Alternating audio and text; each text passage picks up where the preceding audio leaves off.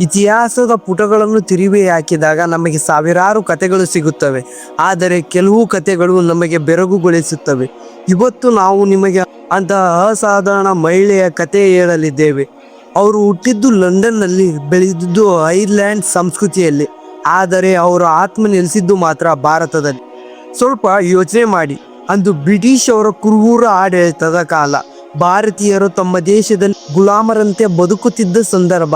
ಅಂತ ಹೊತ್ತಿನಲ್ಲಿ ಸ್ವತಃ ಒಬ್ಬ ಬ್ರಿಟಿಷ್ ಮಹಿಳೆ ಬ್ರಿಟಿಷ್ ಸರ್ಕಾರದ ಕಣ್ಣಿಗೆ ಕಣ್ಣಿಟ್ಟು ಭಾರತೀಯರಿಗೆ ಭಾರತವನ್ನು ಬಿಟ್ಟು ಕೊಡಿ, ಅವರಿಗೆ ಹೋಮ್ ರೂಲ್ ಆಡಳಿತವನ್ನು ನೀಡಿ ಎಂದು ಗರ್ಜಿಸಿದ್ದರು ಎಂದು ನೀವು ನಂಬ್ತೀರಾ?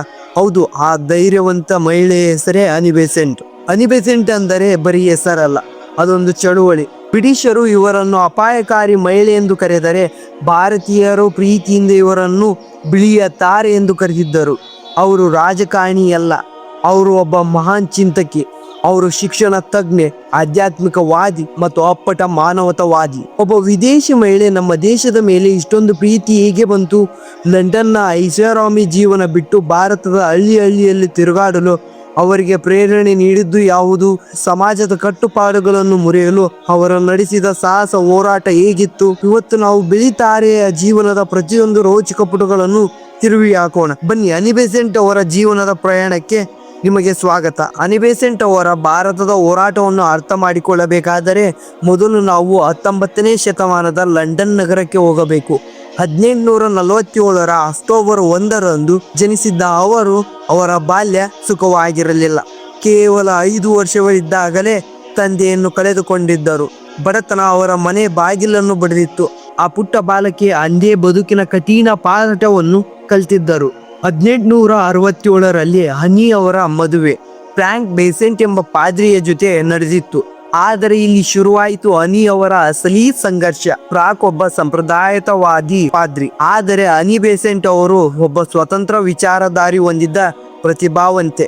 ಗಂಡನ ಅತಿಯಾದ ಕಟ್ಟುಪಾಡುಗಳು, ಸಮಾಜದ ಮೂಢನಂಬಿಕೆಗಳು ಅನಿ ಅವರ ಉಸಿರುಗಟ್ಟಿಸುವಂತಾಗಿತ್ತು. ಅಂತಿಮವಾಗಿ ಧರ್ಮದ ಮೇಲೆ ನಂಬಿಕೆಯನ್ನೇ ಕಳೆದುಕೊಂಡಿದ್ದರು.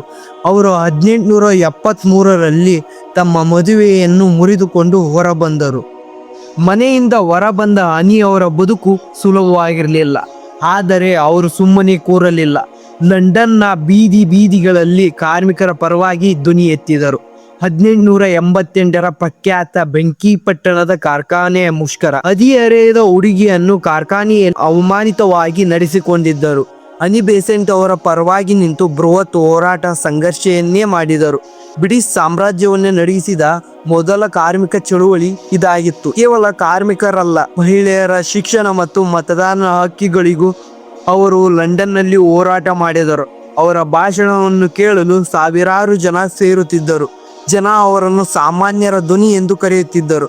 ಆದರೂ ಅನಿ ಅವರ ಮನಸ್ಸಿನಲ್ಲಿ ಆಳವಾದದ್ದೇನೋ ಒಂದು ಕೊರತೆ ಇತ್ತು. ಬರೀ ಭಾಷಣ, ಹೋರಾಟ ಅವರಿಗೆ ತೃಪ್ತಿ ನೀಡುತ್ತಿರಲಿಲ್ಲ. ಅವರು ಏನೋ ಒಂದು ಹೊಸದನ್ನು ಹುಡುಕಾಡುತ್ತಿದ್ದರು. ಹೀಗೆ ಲಂಡನ್ನ ಬೀದಿಯಲ್ಲಿ ಕ್ರಾಂತಿಯನ್ನು ಮಾಡುತ್ತಿದ್ದ ಈ ಮಹಿಳೆಗೆ ಒಂದು ದಿನ ಥಿಯಾಸೋಫಿಕಲ್ ಸೊಸೈಟಿಯ ಪರಿಚಯವಾಯಿತು. ಅಲ್ಲಿಂದಲೇ ಅವರು ಭಾರತ ಪ್ರಯಾಣಕ್ಕೆ ನಾಂದಿ ಆಡಿದ್ದು. ಲಂಡನ್ನ ಕ್ರಾಂತಿಕಾರಿ ಮಹಿಳೆ ಭಾರತದ ಮಾತಾ ವಸಂತ ಆಗಿದ್ದು ಹೇಗೆ ಎಂಬುದು ನಿಜಕ್ಕೂ ಒಂದು ರೋಚಕದ ಕತೆ. ಲಂಡನ್ನಲ್ಲಿ ಕಾರ್ಮಿಕರಿಗಾಗಿ, ಮಹಿಳೆಯರಿಗಾಗಿ ಹೋರಾಡುತ್ತಿದ್ದ ಅನಿ ಬೆಸೆಂಟ್ ಅವರ ಮನಸ್ಸಿನಲ್ಲಿ ಒಂದು ಪ್ರಶ್ನೆ ಸದಾ ಕೊರೆಯುತ್ತಿತ್ತು. ಜೀವನದ ನಿಜವಾದ ಅರ್ಥವೇನು? ಈ ಹುಡುಕಾಟದಲ್ಲಿದ್ದಾಗ ಅವರಿಗೆ ಸಿಕ್ಕಿದ್ದು ಮೇಡಮ್ ಬ್ಲಾವೆಟ್ಟಿ ಅವರ ದಿ ಸೀಕ್ರೆಟ್ ಡಾಕ್ಟ್ರಿನ್ ಎಂಬ ಪುಸ್ತಕ. ಈ ಪುಸ್ತಕ ಅವರ ಜೀವನವನ್ನೇ ಬದಲಾಯಿಸಿತ್ತು. ಅವರು ದಿ ಸೋಫಿಕಲ್ ಸೊಸೈಟಿ ಸೇರಿದರು. ಅಲ್ಲಿ ಅವರಿಗೆ ಕೇಳಿ ಬಂದಿದ್ದು ಭಾರತದ ಕರೆ. ನವೆಂಬರ್ 16, 1893 ಅನಿ ಬೆಸೆಂಟ್ ಅವರು ಮೊದಲ ಬಾರಿಗೆ ಭಾರತದ ನೆಲದ ಮೇಲೆ ಕಾಲಿಟ್ಟರು. ಅಚ್ಚಳಿಯ ವಿಷಯವೇನೆಂದರೆ, ಅವರು ಇಲ್ಲಿಗೆ ಬಂದಾಗ ಅವರಿಗೆ ಹೊಸ ದೇಶ ಅನಿಸಲಿಲ್ಲವಂತೆ. ಅವರು ಹೇಳಿದರು, ನಾನು ಇಂದಿನ ಜನ್ಮದಲ್ಲಿ ಭಾರತೀಯರಾಗಿದ್ದೆ, ಈಗ ಮನೆಗೆ ಬಂದಿದ್ದೇನೆ ಎಂದು. ಅವರು ಬಂದಿಳಿದ ತಕ್ಷಣ ಮೊದಲು ಮಾಡಿದ್ದು ಭಾರತೀಯ ಮಣ್ಣಿಗೆ ನಮಸ್ಕರಿಸಿದರು. ಬಂದು ಕೆಲವೇ ದಿನಗಳಲ್ಲಿ ಅನಿ ಅವರು ಭಾರತೀಯ ಸಂಸ್ಕೃತಿಯನ್ನು ಸಂಪೂರ್ಣವಾಗಿ ಲೀನವಾಗಿದ್ದರು. ಅವರು ಸೀರೆಯನ್ನು ಧರಿಸಲು ಆರಂಭಿಸಿದ್ದರು, ಸಸ್ಯಾಹಾರಿಗಳಾಗಿದ್ದರು ಮತ್ತು ಸಂಸ್ಕೃತವನ್ನು ಕಲಿಯಲು ಶುರು ಮಾಡಿದ್ದರು. ಆಗಿನ ಕಾಲದ ಬ್ರಿಟಿಷರು ಭಾರತೀಯರನ್ನು ಕೀಳಾಗಿ ನೋಡುತ್ತಿದ್ದಾಗ ಅನಿ ಬೆಸೆಂಟ್ ಅವರು ವೇದಗಳು ಮತ್ತು ಉಪನಿಷತ್ತುಗಳ ಮಹತ್ವವನ್ನು ಜಗತ್ತಿಗೆ ಸಾರುತ್ತಿದ್ದರು. ಭಾರತದ ಧರ್ಮ ಮತ್ತು ಸಂಸ್ಕೃತಿ ಜಗತ್ತಿನಲ್ಲಿಯೇ ಶ್ರೇಷ್ಠ ಎಂದು ಅವರು ವೇದಿಕೆಯ ಮೇಲೆ ನಿಂತು ಗರ್ಜಿಸುತ್ತಿದ್ದರೆ ಭಾರತೀಯರಿಗೆ ಹೊಸ ಆತ್ಮವಿಶ್ವಾಸ ಮೂಡುತ್ತಿತ್ತು. ಅನಿಯವರ ಮುಂದಿನ ಗುರಿ ಕೇವಲ ಭಾಷಣವನ್ನು ಕಲಿಯುವುದಾಗಿರಲಿಲ್ಲ. ಅವರಿಗೆ ಗೊತ್ತಿತ್ತು, ಒಂದು ದೇಶ ಬದಲಾಗಬೇಕೆಂದರೆ ಅಲ್ಲಿಯ ಯುವಕರಿಗೆ ಸರಿಯಾದ ಶಿಕ್ಷಣ ಸಿಗಬೇಕು ಎಂದು. ಆದರೆ ಅಂದು ಬ್ರಿಟಿಷರು ನೀಡುತ್ತಿದ್ದ ಗುಲಾಮಗಿರಿ ಶಿಕ್ಷಣವಾಗಬಾರದು, ಬದಲಿಗೆ ಭಾರತೀಯರ ಸಂಸ್ಕೃತಿಯ ಅರಿವಾಗುತ್ತಿರುವ ಆಧುನಿಕ ಶಿಕ್ಷಣವಾಗಬೇಕು ಎಂದು ಅವರು ಕನಸು ಕಂಡಿದ್ದರು. ಅದರ ಫಲವೇ 1898ರಲ್ಲಿ ಕಾಶಿಯಲ್ಲಿ ಸ್ಥಾಪನೆಯಾದ ಸೆಂಟ್ರಲ್ ಹಿಂದ್ ಕಾಲೇಜ್. ಅಲ್ಲಿ ಅವರು ಮನೆ ಮನೆಗೂ ಹೋಗಿ ಹಣ ಸಂಗ್ರಹಿಸಿದರು. ಅಚ್ಚರಿಯ ಸಂಗತಿಗಳೇನೆಂದರೆ, ಇವತ್ತು ನಾವು ನೋಡುವ ಜಗತ್ಪ್ರಸಿದ್ಧ ಬನಾರಸ್ ಹಿಂದೂ ವಿಶ್ವವಿದ್ಯಾಲಯ ತಲೆ ಎತ್ತಲು ಈ ಕಾಲೇಜೇ ಮುಖ್ಯ ಕಾರಣವಾಗಿತ್ತು. ನಂತರ ಅವರು ಇದನ್ನು ಮದನ್ ಮೋಹನ್ ಮಾಳ್ವೆ ಅವರಿಗೆ ಹಸ್ತಾಂತರಿಸಿದರು. ಅಷ್ಟೇ ಅಲ್ಲ, ಮದ್ರಾಸಿನ ಅಂಡ್ಯಾರ್ನಲ್ಲಿ ಥಿಯಾಸೋಫಿಕಲ್ ಸೊಸೈಟಿಯ ಪ್ರಧಾನ ಕಚೇರಿಯನ್ನು ಅಭಿವೃದ್ಧಿಪಡಿಸಿದ್ದರು. ಅಲ್ಲಿಯ ಬೃಹತ್ ಆಲದ ಮರದ ಕೆಳಗೆ ಕುಳಿತು ಅವರು ನಡೆಸುತ್ತಿದ್ದ ಸಂವಾದಗಳು ಇಂದಿನ ಇತಿಹಾಸ ಪುಟಗಳಲ್ಲಿ ದಾಖಲೆಗಳಾಗಿವೆ.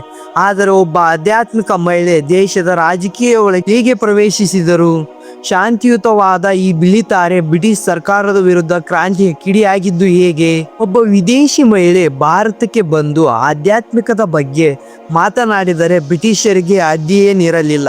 ಆದರೆ ಅದೇ ಮಹಿಳೆ ಭಾರತೀಯರ ಹಕ್ಕುಗಳಿಗಾಗಿ ಬೀದಿಗಿಳಿದಾಗ ಬ್ರಿಟಿಷ್ ಸಾಮ್ರಾಜ್ಯದಲ್ಲಿ ನಡುಕ ಶುರುವಾಗುತ್ತಿತ್ತು. ಅನಿ ಬೆಸೆಂಟರಿಗೆ ಅರ್ಥವಾಗಿದ್ದು ಭಾರತದ ಬಡತನಕ್ಕೆ ಮತ್ತು ಅಜ್ಞಾನಕ್ಕೆ ಬ್ರಿಟಿಷರ ಗುಲಾಮಗಿರಿಯೇ ಕಾರಣ ಎಂದು. ಅವರು ಒಂದು ಆಧ್ಯಾತ್ಮಿಕ ಶಾಂತಿಯನ್ನು ಬಿಟ್ಟು ರಾಜಕೀಯ ಕ್ರಾಂತಿಗೆ ಧುಮುಕಿದರು. 1916ರ ಸಮಯ. ಭಾರತದಲ್ಲಿ ಸ್ವಾತಂತ್ರ್ಯದ ಕಿಚ್ಚು ಸ್ವಲ್ಪ ತಣ್ಣಗಾದಂತೆ ಕಾಣುತ್ತಿತ್ತು. ಆಗ ಅನಿ ಬೆಸೆಂಟ್ ಅವರು ಲೋಕಮಾನ್ಯ ತಿಲಕ್ ಅವರ ಜೊತೆ ಕೈ ಜೋಡಿಸಿ ಅವರಿಬ್ಬರು ಸೇರಿ ಆರಂಭಿಸಿದ್ದೆ ಹೋಮ್ ರೂಲ್ ಲೀಗ್. ಇದರ ಅರ್ಥ ಸರಳವಾಗಿತ್ತು, ನಮ್ಮ ದೇಶವನ್ನು ಆಳುವ ಹಕ್ಕು ನಮಗಿರಲಿ. 1917ರ ಜೂನ್ ತಿಂಗಳು ಬ್ರಿಟಿಷ್ ಸರ್ಕಾರ ಅನಿ ಬೆಸೆಂಟ್ ಅವರನ್ನು ಬಂಧಿಸಿ ಊಟಿಯಲ್ಲಿ ಗೃಹ ಬಂಧನದಲ್ಲಿಟ್ಟಿದ್ದರು. ಅದೇ ಬ್ರಿಟಿಷ್ ಸರ್ಕಾರ ಮಾಡಿದ್ದು ದೊಡ್ಡ ತಪ್ಪು. ಅನಿ ಅವರ ಬಂಧನ ದೇಶಾದ್ಯಂತ ದೊಡ್ಡ ಕ್ರಾಂತಿಯನ್ನೇ ಎಬ್ಬಿಸಿತ್ತು. ಮಹಾತ್ಮ ಗಾಂಧೀಜಿ, ಮೊಹಮ್ಮದ್ ಅಲಿ ಜಿನ್ನಾ ಮತ್ತು ಸಾವಿರಾರು ಯುವಕರು ಬೀದಿಗಿಳಿದು ಪ್ರತಿಭಟಿಸಿದರು. ಜೈಲಿನ ಮೇಲೆ ಹಾರುತ್ತಿದ್ದ ಕೆಂಪು ಮತ್ತು ಹಸಿರಿನ ಬಾವುಟ ಹೋಮ್ ರೂಲ್ ಧ್ವಜವು ಸ್ವಾತಂತ್ರ್ಯದ ಸಂಕೇತವಾಗಿತ್ತು. ಜನರ ಒತ್ತಡಕ್ಕೆ ಮಣಿದ ಬ್ರಿಟಿಷರು ಅನಿ ಅವರನ್ನು ಬಿಡುಗಡೆ ಮಾಡಲೇಬೇಕಾಗುತ್ತದೆ.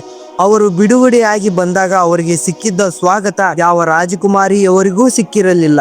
ಅದೇ ವರ್ಷ ಅಂದರೆ 1917ರಲ್ಲಿ ಕೋಲ್ಕತ್ತಾದಲ್ಲಿ ನಡೆದ ಕಾಂಗ್ರೆಸ್ ಅಧಿವೇಶನದಲ್ಲಿ ಅನಿ ಬೆಸೆಂಟ್ ಅವರು ಭಾರತೀಯ ರಾಷ್ಟ್ರೀಯ ಕಾಂಗ್ರೆಸ್ನ ಮೊದಲ ಮಹಿಳಾ ಅಧ್ಯಕ್ಷರಾಗಿ ಆಯ್ಕೆಯಾದರು. ಇದು ಇತಿಹಾಸದ ಒಂದು ಸುವರ್ಣ ಅಕ್ಷರಗಳ ಕ್ಷಣವಾಗಿತ್ತು. ನೆನಪಿಡಿ, ಒಬ್ಬ ಐಷಾರಾಮಿ ಮಹಿಳೆ ಭಾರತದ ಅತಿ ದೊಡ್ಡ ರಾಜಕೀಯ ಪಕ್ಷದ ನೇತೃತ್ವವನ್ನು ವಹಿಸಿದರು.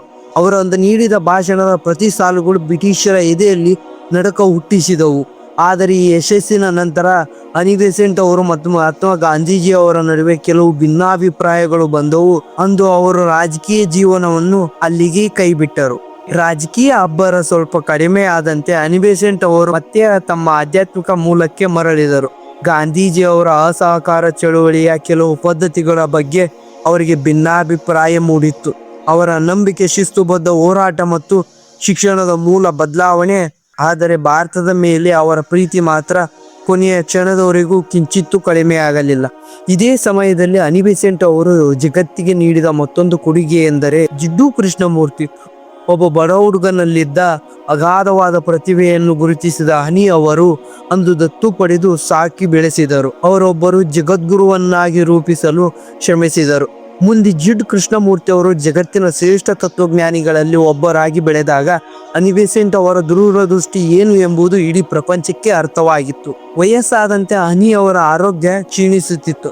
ಅವರು ಕೆಲಸ ಮಾಡುವುದನ್ನು ನಿಲ್ಲಿಸಲಿಲ್ಲ. 1933ರ ಸೆಪ್ಟೆಂಬರ್ 20ರಂದು ತಮ್ಮ 85ನೇ ವಯಸ್ಸಿನಲ್ಲಿ ತಾವು ಅತೀತವಾಗಿ ಪ್ರೀತಿಸುತ್ತಿದ್ದ ಈ ಭಾರತದ ನೆಲದಲ್ಲೇ ಅನಿ ಬೆಸೆಂಟ್ ಅವರು ಕೊನೆಯುಸಿರೆಳೆದರು. ಅವರ ಪಾರ್ಥಿವ ಶರೀರವನ್ನು ಅಡ್ಯಾರ್ ಸುಂದರ ಪರಿಸರದಲ್ಲೇ ದಹಿಸಲಾಗಿತ್ತು.